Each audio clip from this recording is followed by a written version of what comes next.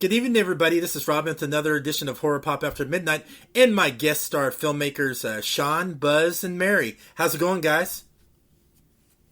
Good. How are you? Thanks for having us. Yeah, thank you for coming on and talking about your indie horror anthology film, Tenants, where it has a wraparound and a bunch of stories that go around it. Mary and Sean wrote some, great stories in the film as well, which we'll get into. And of course, Buzz also, co-wrote as well. So I want to talk about the starting of Tenants with Mary's character, Joni, how she's all covered up in this sack. It kind of reminded me of that sack from, from that UFO movie, Fire in the Sky. And Mary, what was it like to be inside that and then coming out all gooey and icky? Well, it was better in the sack than out of the sack. So we filmed it in a parking garage, which we did not have the luxury of kicking all the people who were parking their cars in that parking garage out. So, they'd drive by while I was head to toe in a nudie suit covered in goo, and I'd just be like, hey, good morning, don't mind us, just making a movie. So it was kind of chilly as well. So there I was just covered in this homemade slime, so wonderfully made slime by our special effects gals, Caroline and Chelsea. So yeah, it was actually warmer inside of that sack than it was outside of it. It was claustrophobic in there for sure. I mean, I could still breathe, but there was probably a limited amount of time I should have been inside that sack, which was essentially just like a big, massive piece of nylon or like spandex.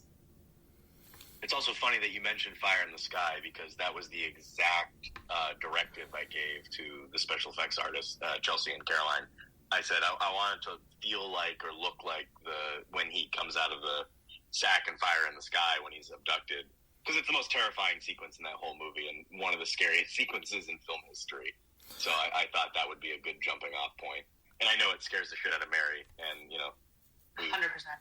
Want to get accurate fear, from our actors. So you gotta prey upon their vulnerabilities. And then Mary's character Joni goes into the laundry room to Lost and Found and finds this funny dental office T-shirt, which I think it was kind of clever and kind of funny at the same time. Seeing Joni, going on her mission to try to find her sister, and she's running around with this dental office T-shirt. Yeah, so that is a real dental office in West Indy, Illinois, and it is actually my dentist. He's Dr. New has been my dentist for my whole entire life, and he's also like my second dad. His daughter is my best friend. Their family is incredibly close with my family, and we needed a funny shirt that we didn't have to pay a licensing fee for. We didn't want Joni to just be in something boring, and so we were really lucky that New Family Dental gave us their shirt, and we think it just kind of adds a little cheek to the character and makes it more fun. Well, it also would make a great Halloween costume, which is really how I try to costume every character in any movie I make. Is like, would somebody dress like this for Halloween? And could they do it? And what's funny is there's probably about 1 million Dr. New No Cavity Club T-shirts floating around thrift stores in like northwest suburbs of Chicago, because you get a free New Family Dental shirt if you leave their office without cavities. So that Dr. New's No Cavity Club is a legit real thing you can be in. Also, how'd you guys find the apartment building? I like it because it's so like old and with a rusty look to it. So I was on the hunt very early on to find a Art Deco style complex, and I found this place in Los Feliz that I just like. We all agreed. Like I shared it with Sean and Mary, and I was like, "This place is like it's the Benedict. That's the name of the complex in the movie." We're like, "This looks like it. Like this is exactly what we had in our head." And I approached like the website that had put it up for filming, and was like, "Oh, what do you think?" And they were like, yeah, it's like $20,000 a day, so we're not interested. And I was like, cool. So then, when you're making an independent film, no has to be always a maybe.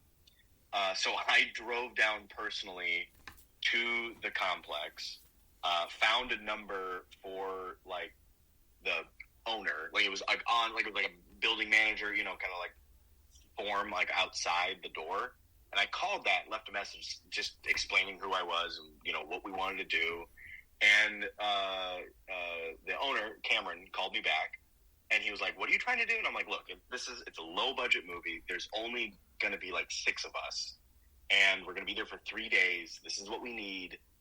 What can you do?" And he kind of like was like, "Let me mull this over." And he called me back like an hour later, and he was like, "All right, I'm down. You have to make it. You have to be out at 12 hours every day, which that's tough for an indie film. You need like a half hour on either side." So I was like, "Okay, well that cuts down our shooting time, but all right."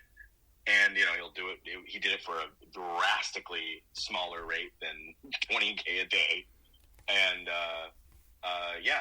we went there and shot as much of it as we possibly could.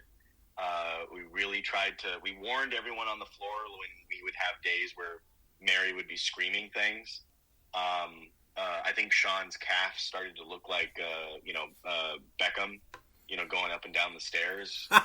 Every because there was no elevator. We were just in a constant state of like running up and down flights of stairs. And because there was only 6 of us, it would be like, Sean, can you go grab this thing downstairs? And Sean would be like, yeah. My steps, like looking at the steps from one day, it was like it went from 10,000 the day before to 50,000. Yeah. Like the next day. Like it was Sean crazy. and I were comparing our steps every day, like who had the most steps on a day, I think there was one day I hit like 63,000 or something like that. Mary never had her phone on her, but I think Mary would outdo all of us because, like in the movie, it's just like she's running up one flight, right? And then, that's it. But in real life, that shot, like we're doing 3 or 4 takes of it, right? So Mary was running up and down those stairs. And you never complained about it either. You were always like, let's do it. I try not to complain in general, just on set. But I was always curious what my actual flights, because they calculate flights as well on like your Apple phone. So I was always just like, let's do it. I got to be a good sport. If I had known this, I would have trained. I wrote myself into a corner with all those stupid stairwells. I was like, yeah, it's fine. Little did I know I needed to be training for basically an action movie. The hardest one though, or at least like the scariest that I was like, ooh, I don't know about this, was when we did the fire escape. Oh yeah. That's real terror on my face. That was really scary. Yeah, Mary was not super stoked on that. And I was like, you got to come up this faster. And she was like, because I think the first time we did it, Mary rounded the corner and then was like, slow. You can't see me. This is not a visual podcast. But I'm very slowly, gingerly climbing up the ladder. And she had to be like, all right, cut. Mary, you actually have to be scared like you're running away from something and get up this ladder very quickly. She was like, it's scary. And the cool thing about the film about Mary's character, Joni, when she's still on her mission, looking for her sister in this apartment building, I love how she bumps into the different tenants, and it gives you like a Twilight Zone vibe, because after she leaves, something crazy or horrific's going to happen to one of these tenants, and then when she's gone, and you go to the certain tenants, and then shit starts going crazy. Yeah, we definitely wanted to try and integrate the wraparound more into the overarching story, rather than just have it be kind of a narrative tool for only introducing them, which it does serve that purpose, but it also, I think, creates a larger world. We wanted the world of this apartment complex to feel lived in and to feel like these people knew each other and were more integrated in one another's lives than just have it be kind of your standard here's a little intro for a wraparound. We didn't, not that there's anything wrong with the Crypt Keeper, but we didn't want to like cut back to a Crypt Keeper who's like, cool, next story up. So thankfully Buzz and Sean indulged me on making that story a little more integrated. No, man, you were right. If it was Sean and I, if it was just us, we probably would have just been like, yeah, it's a girl moving in and then a creepy superintendent, because that was the original what we came up with. Which, Sean, I don't know if you want to talk about how all this started, because Tenants has been sort of in the making since 2009. Yeah, so just real quick, so a bunch of us were sitting around after working on a short film, and one of the guys said that they managed an apartment building. And I was like, I said, are there any empty apartments? Because I already started thinking, location, And he's like, yeah. How do we take advantage of our friend? Yes. and he said, yeah. And I said, we should do an anthology that takes place in an apartment building, and we'll just, do each story will be a different tenant in the apartment, and then that's when the idea of Tenants came about, and then nothing really happened with it, but we kept talking about it. I'd bring it up. I'd be like, hey, we should try to do Tenants. We should try to do Tenants. And then actually I was going to do a short version of Acting Rash as like a proof of concept. Literally, I was getting ready to do like a GoFundMe type thing, because I knew I wanted a bigger budget for the effects. And then Buzz said, I guess he had pitched the idea to a production company that he had worked with before, and they said that they wanted to make Tenants. So there we go. Literally 4 months later, we were on set shooting the movie. Is it really 4 months? Was that only our pre-pro? 13th Floor Productions, which is Jay Black and Bill Spadia. They've been very great partners with myself and Mary. We did a film with them a few years ago called Psycho Storm Chaser, which was basically just a slasher movie that we did in the guise of a Lifetime movie. But if you know what you're looking for, it's definitely a slasher movie. And they had started this horror label with 13th Floor Productions, and they asked me, hey, do you have any horror ideas? I gave them a big list of stuff, and they singled out Tenants. They're like, this is the one we want to do. And I called Sean. I was like, wake up, bitch. We're making Tenants. Now, Sean, let's go back to Acting Rash, which is in the movie too. I mean, that movie, mini short Acting Rash, man, that was very bloody and brutal. And the actress you picked for that, man, boy, she convinced me she was like a stuck up but psycho lunatic, man, getting obsessed and having that crazy rash on her face. And I mean, that just gave me the that was so eerie. That's a friend of Buzz and Mary's that they had worked with before, and they've known her for a very long time. Krista Collins, yeah. And I was going to say her name. I was leading up to it. And then, so when I wrote Acting Rash, I always wanted it to be like a dark comedy, right? Yeah. And so when she sent in a tape, we were trying to find the best people for the roles, not just give them out to friends, and we saw a bunch, and nothing against them. They just didn't get the tone. They were all good, but she got the tone immediately. And I was like, oh, she's perfect. And, she was a child actress. So it was it was perfect, just kind of, I guess, I don't know if she tapped into that or whatever, but she nailed it. And she got the zaniness of it. And the heightened, desperation of it. And she was perfect. And then the makeup girls did, I think, an amazing job on the rash and of course the throat slash and all the blood and stuff. They did a fantastic job. So I was very, very happy with the end results, with everybody giving 110%. And Josh was great as Josh Sterling was great as the put upon boyfriend who would do anything, and unfortunately becomes, the sacrifice, which is, it's kind of an allegory for that. The people sacrifice everybody, their loved ones to try to make it. And, that was that. I don't know if you noticed, Robin, but he gets cut off 3 times in the movie, which it's just like a fun little like thing that we found in the edit when Sean and I were going, putting the movie together. Is he has these 3 moments where he's kind of like having an emotional, or not like he's connecting with his girlfriend, and she cuts him off. And the first time it happens is in the bathroom. She's like, "I don't care about your meeting." And then when on the phone, he's like, "I love you," and then he hangs up on him. And then the third time, when he's being really supportive and is like, "Maybe this role's not for you," or anything like that, she comes in and cuts him off one final time. I didn't catch that. I just saw that brutal, clean, slash cut. I didn't know there was like 3 different cuts. I didn't even catch that. Yeah, there's 3 different. It's just like a verbal thing. Like okay, yeah, that's what I meant. Yeah. Yeah, she doesn't take him seriously, and yeah, that was a fun little thing that we didn't. I don't think that was intentional. We did find it in the edit, and that was great.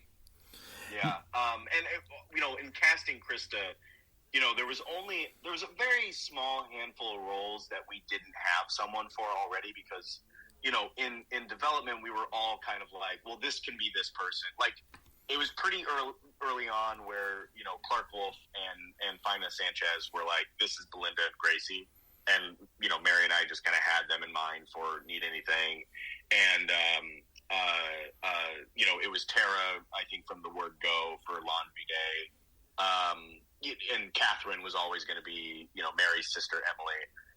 But, like, there was just a couple little roles where we were like, we might have to do some casting. And when doing casting for Actor Ranch, what Sean was saying, we weren't really finding what we were looking for. Great actors, but just not the, like, right level of like what we were thinking in terms of tone.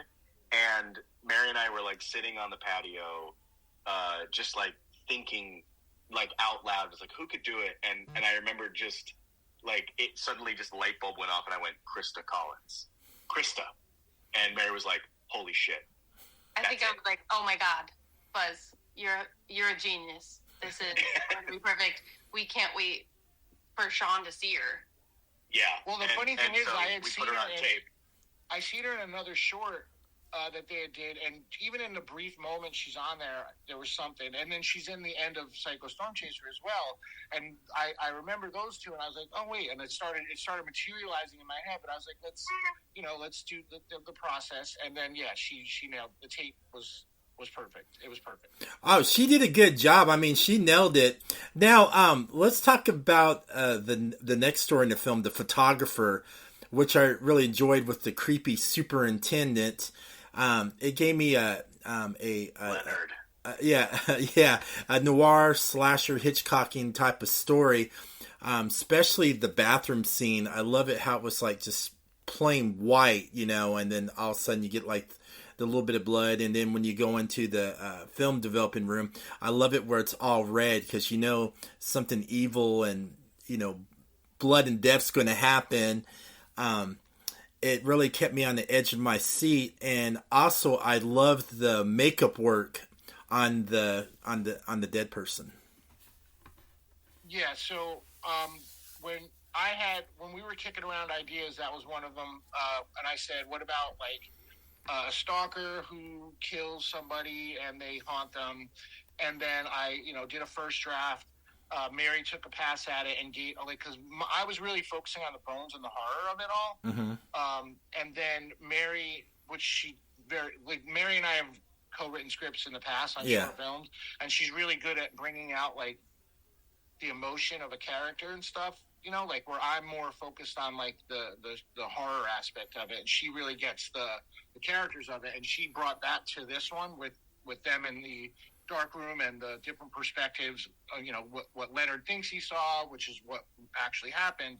And all of that was Mary. So like, we knew we had to and I knew we were going to spend a lot of time in one place of just 2 characters talking. So I wanted to lead with a more horror. It's funny you say Hitchcock, because honestly, like, that's great that you see that. That's flattering. That wasn't what I was going for. I was going for more like a J-horror kind of aspect of it, with a more like supernatural.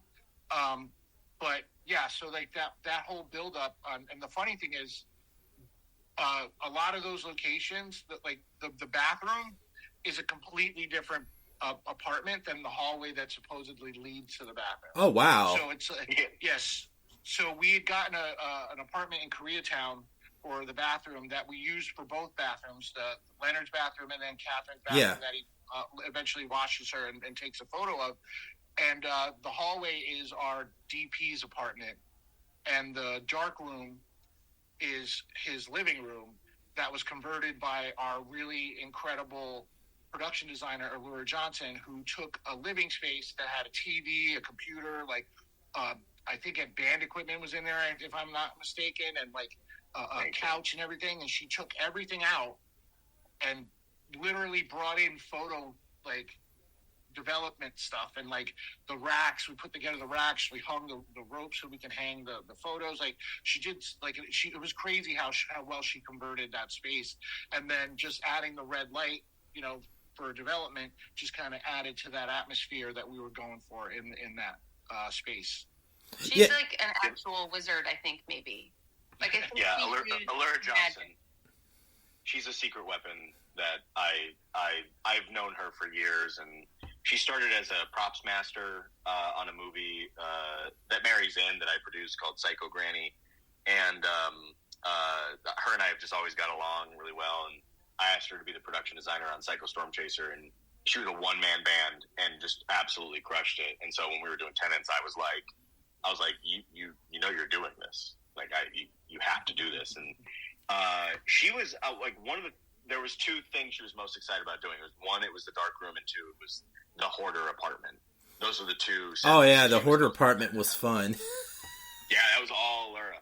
She did all of that, and it was gross when you walked in. It was like, what the fuck? I know, when you watch it, you feel the graininess and all that, because that's like true life horror, because there's people that really live like that has all the stinky smells and everything stacking, and they're trying to find a way, and they end up like dying in there, man. That was the fun thing about hoarders, man. That's like that could be a real life horror story when you added it into Tenants.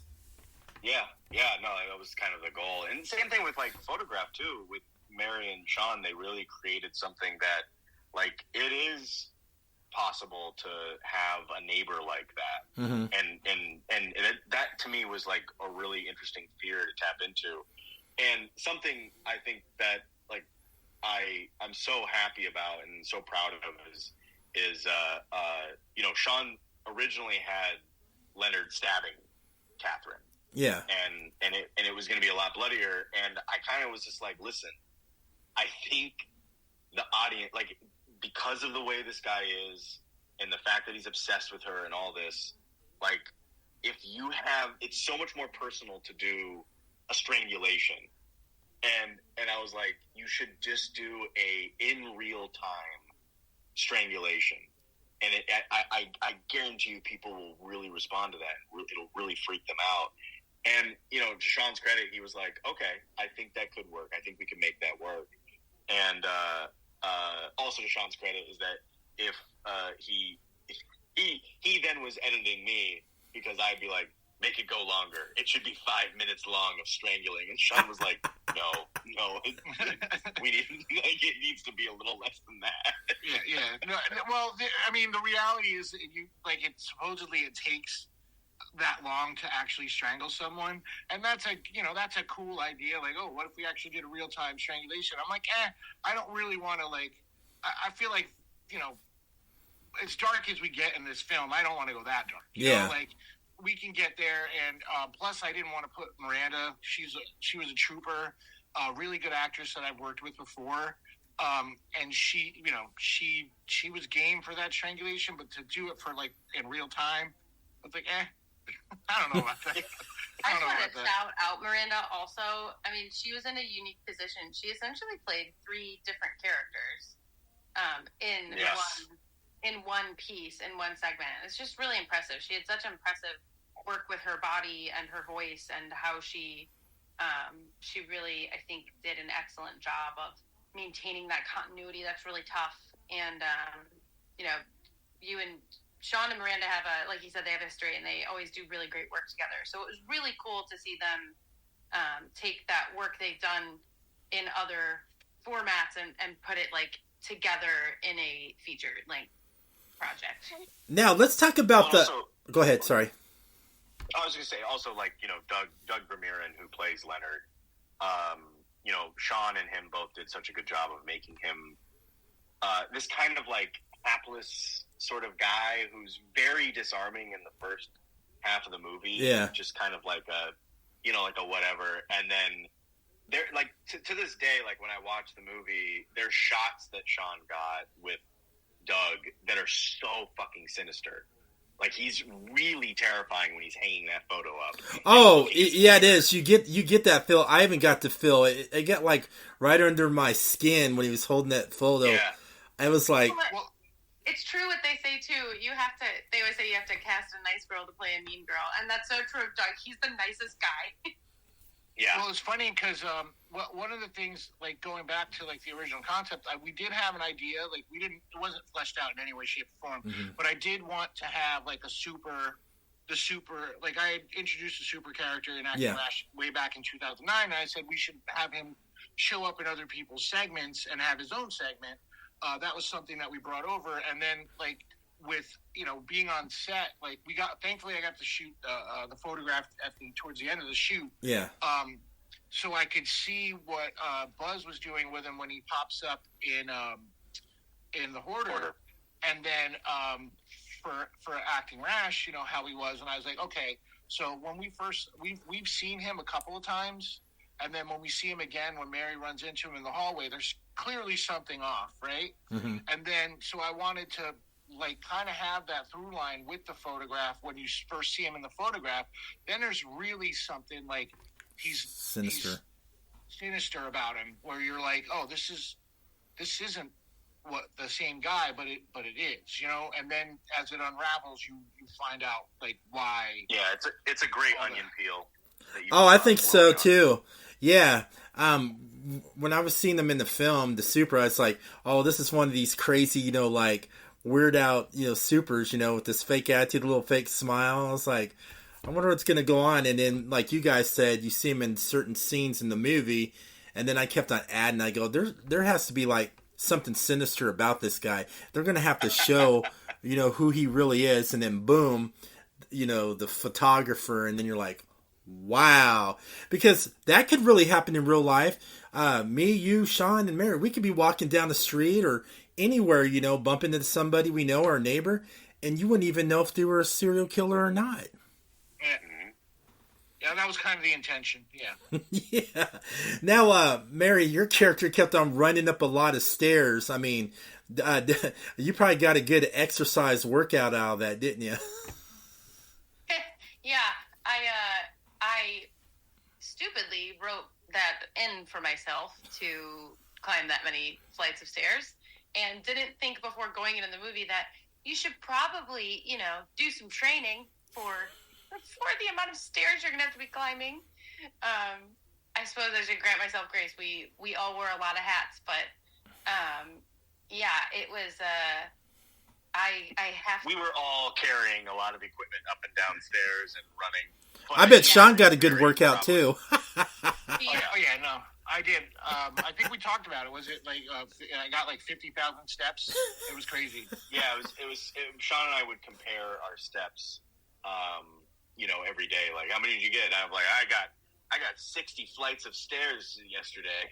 The fun thing was, and I don't know, like I like talking about this stuff. I don't know how much Buzz likes talking about this stuff, but I like talking about the magic and stuff of editing. Yeah. And Buzz did a really good job because every single apartment is a completely different location in Los Angeles. Wow, I didn't know that. Yeah, every hallway, all the hallway stuff, and the original garage where Joni appears, and the laundry room, that's all that one building, right? But once not all of it. There's some hallways. There's some hallways part of the laundry room. Well, that's what I'm saying. Like, so, like the that's what's so good about this, because like even I forgot, like that we shot other stuff in another hallway. The elevator's a completely different building. The hallway where she sees the eyes is like a hallway in the sound stage where we shot. Need anything? Anything? The Hoarder is a completely different soundstage. Like all this stuff. It was just like the Terror hallway was part of that, an extent, the hallway of that soundstage. So it was just like he did such a good job making you feel like you were in this one building without realizing, oh shit, they're in completely, different buildings. And I thought it was the same building. Now let's talk about the hallway shots, because it had a claustrophobic feel, especially the Terror hallway with the red color scheme lights for death, and something's going to happen with Mary's character Joni, where she's like going through this like hallway where it's all red, and when you're feeling what she's feeling, you feel this like claustrophobic, because some of these little hallways you're filming were kind of like real like skinny, like it really did give you that claustrophobic feel. Well, we really tried to keep a visual consistency throughout the entire film, and yeah, with You're Not Supposed to Be Here, which is what we call the wraparound. We really tried our best to make. I mean, I never wanted to like cut outside of the building. Like once we're in, from the opening credits, once we're in with Joni, we never leave until she gets to that rooftop. Yeah, and then you're in that beautiful, LA skyline. Well, we shot it in LA, but it takes place in Brody, Illinois, which is a fake city and state.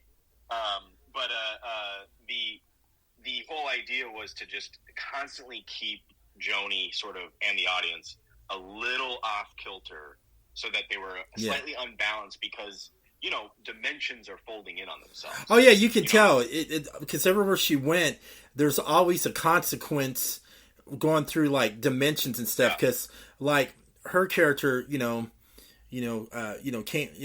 going through these like dimensions, and like if you go through another dimension to a parallel world, there's always a consequence, and there's always a deadly catastrophe that happens. It could be death or whatever, and you feel that through Joni while she's trying to find her sister. Yeah, so like I mean, especially with like that red hall. Like for me, I think in the original script, it was Joni steps off the elevator and she's in a black void, and it's like she just stepped out of time, and I loved that. I thought it was so cool, but we couldn't figure out how to like do that on our budget, to be honest. Yeah. I mean, I probably could have, but then when we were location scouting, where we built the set for Need Anything, which was at Wolfpack Studios, they had that red hallway with those beautiful chandeliers. That was a beautiful shot. Yeah, and I kind of looked at it and I was like, how about like she steps off and she's just in like, this is the upside down, right? Like, and then there's a creature at the bottom. Yeah. And then that shot, it's literally our DP brought a mask bust. Yeah. And then we taped auto reflector light tape on the eyes. And so like auto reflector tape, like when you shine a light on it, it just, it gives you a little bit of eye reflection. And then that's me at the end of the hallway, and wearing all black, and I just have it on like a stick. Oh, and nice. I just turned it, and then Ryan, our DP, would be like, all right, move, and then I'd move over, and I'd put it in another position. We just did that over and over again, and then in post, I just superimposed all the shots on top of each other, so it looks like there's like 8 different creatures down at the end of this hallway. It did feel like that, yeah, because I was going to ask you about the creature, special effects and everything too, and you answered that for me. And then the other story I liked too, how much fun was it to work with Fina and Clark? I mean, they had to been a ball. They are consummate professionals, but they are just the most lovely, women ever. They're so game for things. And when Mary and I started writing Need Anything, which Need Anything is originally a short film that Mary and I did during COVID. Okay. And when we were throwing ideas at the board, Need Anything came up as like, well, maybe we could update that and do something different. And I was like, yeah. And in my mind, I was like, I'll just do the same thing. And Sean and Mary were like, no, don't do the same thing. Let's update it. Like Mary was like, we already did it. Let's do something a little bit different. And Sean was the one that was like, how about they keep trying to kill each other and it doesn't take? And then when he said that, I went, I want to see a girl pull her intestines out and try to strangle the other one. That was fun. I was pushing for a shit. I was like, put her face on the fucking stove and burn it. And I was like, we could do all that. And he was like, we can't. I was like, oh, damn it. Oh, that would have been cool. 2 days. I would have loved to see Clark's face get burned on the stove. Find it just grabbing Clark's character. And it's like... I mean, technically, Belinda and Gracie are still alive, so... There's something, too, super fun to me about that. These are, like, these two beautiful women. Mm-hmm.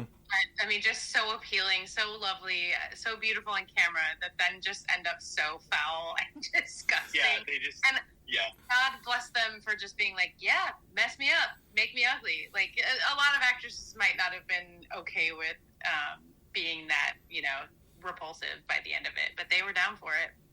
You know something? There's probably a real legit Belinda and Gracie out there somewhere. There has to be, man.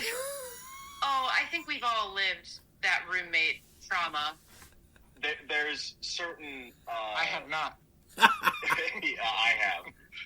There's I know you have. There's certain verbiage of what Belinda is saying that is literally based on a real person. I won't say who they are. Okay. But I was like, they when they're like being annoying about something, they'll be like, well, if you could just do this, that'd be great. Yeah. And they add that on the end. I don't know why, but it drives me up the wall. So I gave that to Belinda, and then I had a roommate that literally he would make eggs and then leave it in the sink. And I was like, hey man, I went to go make breakfast on my way, before I went to work, and I had to wash the pan. Can you just wash it? And he was like, well, I was letting it soak. And to this day, I'm like, soaking's not washing it. What are you talking about? And so I'm Team Gracie, by the way. That's my favorite thing though about Need Anything is that I feel like everyone can somewhat relate to one of them in some capacity and sort of pick a side. And so, Mary and I are definitely like, oh, I really hope one day we get to see, hashtag Team Gracie or Team Belinda, shirts or floating around the internet somewhere, just because I have had people tell us I'm totally a Belinda, or I'm Team Gracie, but I try to just make them as terrible, as I possibly could. And then Mary came in and made the dialogue and just all of those beats work so beautifully and make them so funny. And kind of what Sean said earlier too is that Mary is really the heart and soul of this movie. She is that driving force, and that last moment between Belinda and Gracie where they're talking about roommate trauma, and how they're nuts, but that was Mary, and that was really drawing out what to me is just such a beautiful moment in an otherwise very silly, itchy and scratchy, type short. Yeah, and it really ties it all into the overall theme about loss and acceptance that we were going for in Tenants. And I do want to say, as much as Mary does bring the heart to her writing and what she did in Tenants, Sean and I had nothing to do with the ending of Laundry Day, which to me is one of the most disturbing and horrifying things I've ever seen. So that was when Mary gave Sean and I that script, we both were like, what the fuck is wrong with you? Sean's probably like this. Sean's like, fuck. No, I was happy. I was good. I was like, this is good. I wanted to make a fucking horror movie, and that was horrific. So mission accomplished. Now let's talk about the film score, which I liked, by Andrew Scott Bell. That guy, he's a genius, man. I don't know what flows. We don't deserve him. Yeah, we do not deserve Andrew. Yeah, I've heard his scores on other stuff. What he comes with, I mean, I would love to pick his brain and see how he comes up with all these like clever ideas. And I just love it in this film how he made the score like the character in the film as well, like certain scenes with the characters. I love how he blended that in to make it like one of the main characters in the film, which I'm just a big fan of scores. So am I. I'm a huge score nerd, and when I met Andrew Scott Bell, it was at a friend's birthday party, and she found him and said, "You guys are both big film, score nerds. You guys should talk." And I was like, "Hi," and he was like, "Hello," and we started chit-chatting. Next thing I know, we have been standing outside for 2.5 hours talking about the most obscure Jerry Goldsmith. We talked for 90 minutes about The Edge, Jerry Goldsmith score, just how it's one of the most underrated film scores of all time. And him and I just immediately became very good friends. And when we did the original Need Anything, I wrote that script to a piece of music that Andrew had put on Spotify for another short film called The Vicious. So I wrote it to that, and then I ended up using it as temp for the cut of the short. And then Mary was like, "Why don't you just call Andrew Scott Bell and see if he'll actually compose it?" And I was like, "Oh, that feels weird, but all right, I'm going to take a shot." Called him, and he was like, "I'm honored. This sounds great." And he did the score for the original Need Anything, which won him a Best Score award at Film Quest. Nice. Which is a great film festival. Oh, I love that. And that one and Fantastic Fest is awesome too. Yeah, Film Quest is great. And then he did Psycho Storm Chaser with us, which is just again, it's a Lifetime thriller that has this huge cinematic theatrical score, and I love it. And then of course when Tenants was coming up, it was like, all right, you're in, let's go, we're coming up with this. And we had a lot of discussions about keeping individual melodies for each segment. So that's why it made the film so good. He had a big task of creating individual melodies and themes that worked separately as their own pieces within the segments, but then also tied together as a whole of a piece that they don't feel different. They feel different in that they are separate pieces, but they don't feel like they're in different movies, which was something that was really important to the three of us overarching throughout the entire process. We wanted the tone of the movie to feel the same, even though they could have different inspirations and are different subgenres. That's why we were blessed also to have Ryan Valdez, our DP. We wanted a singular DP. We wanted a singular editor, which was Buzz. We wanted a singular composer, which obviously Andrew Scott Bell just came in and nailed it. Yeah. Well, yeah, because especially when there's 3 different creative minds on the writing side, and then 4 or 5, 4 on the direction side, we knew that our styles weren't all going to match, and that was by design. We didn't want all the segments to feel like the same, be the same, but by adding all those other elements, like the DP, production designer, the score, all that stuff, the makeup girls, having all of that be one thing for the whole movie really kept it to make it feel like it's of the same piece.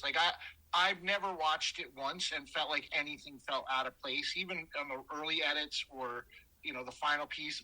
And thankfully, none of the mostly good reviews, none of them have felt like that said it felt it was disjointed. They've actually commented on the fact that it feels like it's of one piece. So that was really it was great to see something that we talked about in those initial meetings in January or February come to fruition once once the movie was finished. And it's a credit to our directors.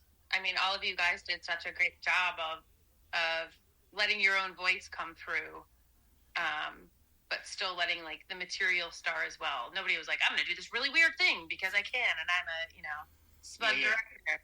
You guys all did a beautiful job of letting it still live in the world that it needed to live in with this cohesion, but also letting your own voices come through and shine.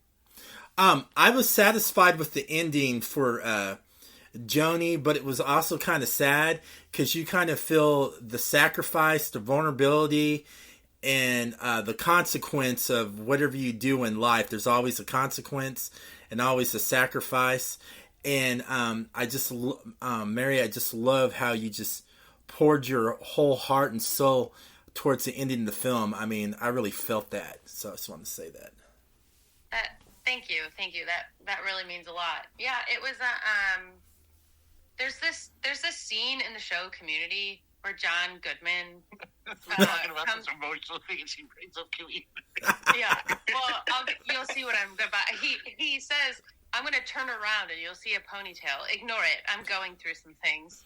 And sometimes how Tenants feels to me, like I was going through some things, and I was fortunate enough to exercise some of that within this movie. And it's the beauty of art sometimes being so therapeutic and so cathartic, and definitely was that for me. I think so much of life is just accepting where you are. It's radical acceptance of what it is, and Joni needed to radically accept that her sister was gone, and so she had to choose to go back to her world, to her timeline, as painful as that was. I mean, she could have stayed and just destroyed everything and been a villain, but she chose to not be a villain, which I think says a lot for her and who she is. Yeah, go ahead.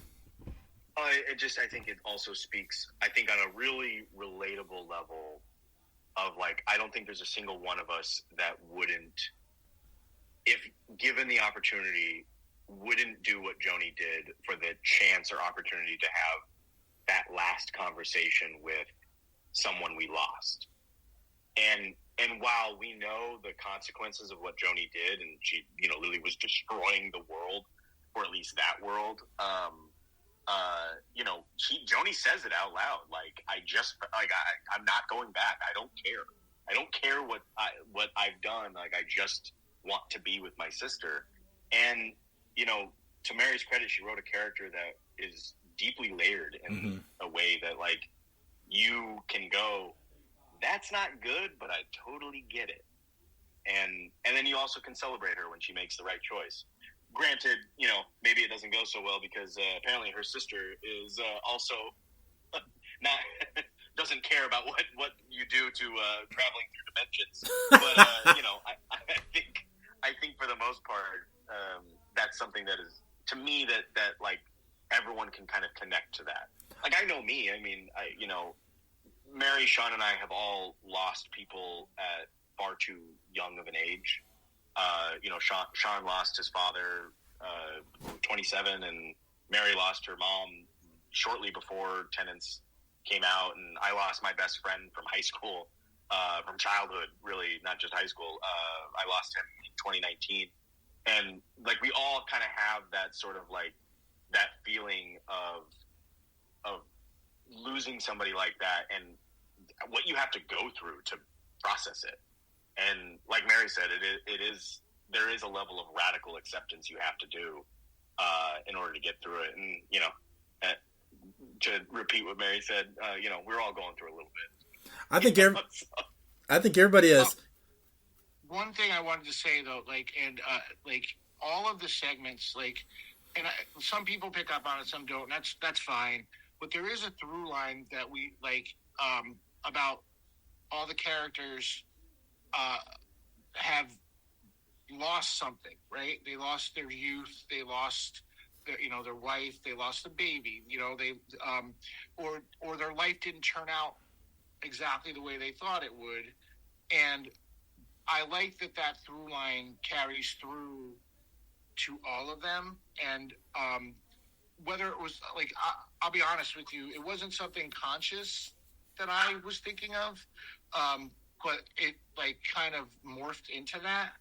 And that final scene, having it on the roof, and having them, and I was lucky enough to be on set to watch some of the takes, for that, and it was really good. It was really cool to see, I've worked with Mary a ton on short films, and she's like, I had to force myself to stop using her because it became too much of a crutch. I'll be honest with you. I was like, all right, well, I need to challenge myself because this is not, and it was fun to see, one of the things, like Mary can do like it's a lot. Like that scene's a lot, and she hit it the same way every time. You know what I mean? Like not just on her coverage either, on everyone else's coverage. Yeah, she was hitting the same emotional beats. Yeah, the same energy and the same emotion for every single take, every single camera setup, and so it was really like a pleasure. Like at the end of the day, like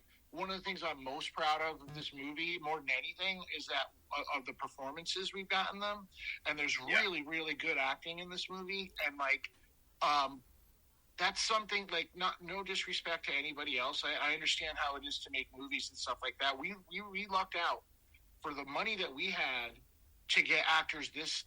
I'm gonna say it, this fucking good, you know. Yeah. And for sure, like that scene at the end really kind of crystallized it for me, you know, and that was the last thing we shot. There was like a pickup for the main production. That was the last scene we got, and it was just a perfect way to end it. Like, you know, like because we were building to that in the movie, and we were building to that in the production, and you know, I'll be honest with you, like when we started this idea, I was like, I knew I wasn't going to be able to direct Mary because she's not my wife, and so I was a little bummed that it with like all these short films that we had done together, I wasn't going to be able to like work with her in that way. Like we worked together on a lot of other aspects, but in that way. But like, yeah, like I just really want to reiterate like how important that final scene is, not just for the movie, but for us making the movie. Okay, one last question. Tenants is streaming right now. So, do you guys have a distributor, and is it going to come out on physical media? Okay, so I cannot make any announcements or anything like that, but Cranked Up Films is our distributor. We love them. They're great. Great guys. They crack me up. Yeah, they're lovely. I love those cats. We are currently available for VOD on Amazon, Apple, iTunes, and Vudu. So you can watch a movie that way. You can rent it or buy it digitally. We are all hoping for a physical Blu-ray. You know, I want it. I support physical media. I got to have it. So do I. You're preaching to the choir. Preaching to the choir with these two. Yeah. I'm going to buy physical media until it dies. We have a ton of bonus features for that Blu-ray. Our pal Jamie Gagnon, who's just an amazing filmmaker in of itself, he put together an incredible 45-minute documentary about the making of Tenants that deserves. I gotta check that out. Place. Yeah, it's great, and you know when a Blu-ray comes about, so you know. Robin, if you're friends with those Cranked Up folks, you know you should definitely write to them and tell them you want a Blu-ray of Tenants. I'm going to, because I bump into them everywhere too. So every film festival I go to, a convention, they're right there. So I'm gonna pester the hell out of them. Please do. I will. Oh, they'll know. Yeah, like I said. So, where can everybody find you guys on social media to see what you guys are doing next? Well, Buzz, you go first since you have the shortest. Yeah, this should be really fast. Yeah, I'm not on social media. You can't find me anywhere. Smart. You know? You're a smart guy. Yeah, but if you want to get in touch with me, you can hit up Mary O'Neill, who you know we live together. So okay. You can follow. Go ahead. Follow us at Tenants Movie on all socials. I'm at Mary O'Neill on everything also. I'm at Into Another, N2N on Twitter. Oh no, actually no. On Twitter, I'm at Game Over Man. Never mind. Game Over Man. I love it. Yeah, it's GAMEOVRMAN, and then on Instagram, I am at Into Another. But you know, I don't really post much on Instagram, so not really a fun follow. Hey, but before I get off, I'm going to say, Buzz, you're definitely a Gracie. I can see it. You're a straight Gracie. As someone who's lived with him for the last, 12 years of my life, definitely a Gracie. Yeah. I want to see. I'm a Gracie. Oh, I could see Sean being the Gracie too. I'm absolutely. I don't let things soak. I'm not a soaker. I just go. I didn't do the dishes. I cook eggs. That shit soaks in water, so I have less to scrub when I clean it in the morning. Hey, another thing to you guys are too. Pay up, bitch. Pay the rent. Your rent's due, bitch. Yeah. I'm going to quote my cousin Sandy here, and she said, I asked her after she watched the movie, are you Team Gracie or Team Belinda? And she said, I'm Team both. I am a neat freak, but I'm going to eat your eggs. Hey, I want to see Buzz with a hashtag Team Gracie t-shirt. Same. I want to get these made. You know something? I'm a team. I'm a Team Belinda, so I'll make a shirt and be like Team Belinda, man. I mean, I think it needs to get out there. People need to make their choice. Exactly. Whoever wins, we lose. Exactly. You guys, thank you so much for coming on. It was a blast.